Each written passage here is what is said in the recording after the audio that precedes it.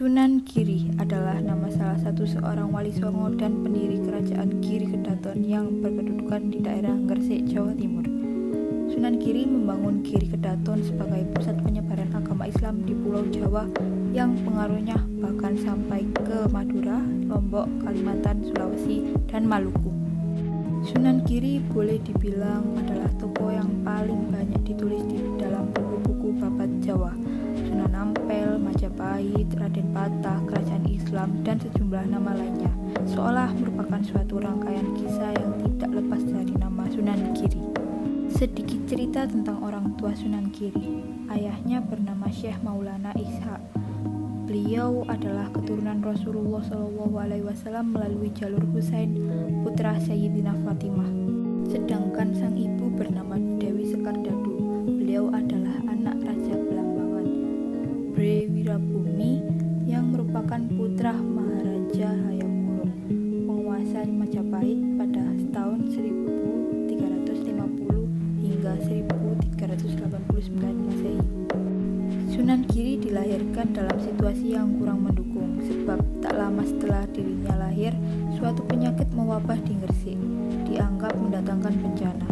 Wirabumi, sang kakek, memerintahkan agar cucunya dibuang ke laut.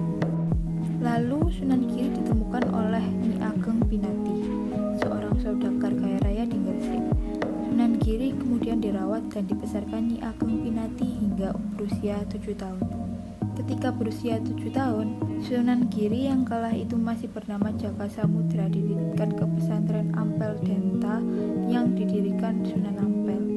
Nama Jaka Samudra kemudian diganti menjadi Raden Pakuh oleh Sunan Ampel. Di sanalah Sunan Giri belajar mengenai ilmu agama, Al-Quran, hadis, fikih, tasawuf di bawah asuhan Sunan Ampel.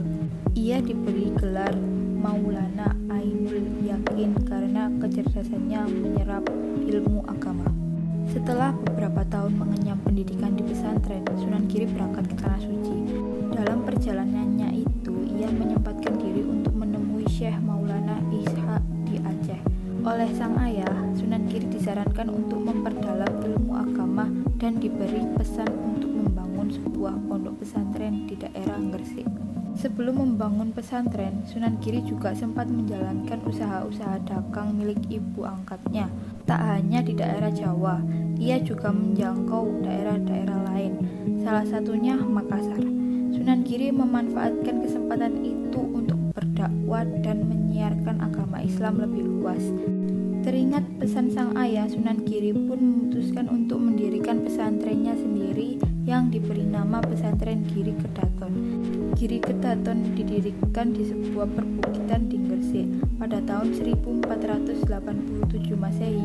Seiring perkembangan Islam, Giri Kedaton tumbuh sebagai kota dan pusat pemerintahan sekaligus pusat penyebaran Islam. Sunan Giri wafat pada tahun 1505 Masehi. Ia dimakamkan di sebuah bukit di Dusun Kedaton, Desa Giri Gajah, Kecamatan Kebomas, Kabupaten Gresik, Jawa Timur. Sekian video dari saya.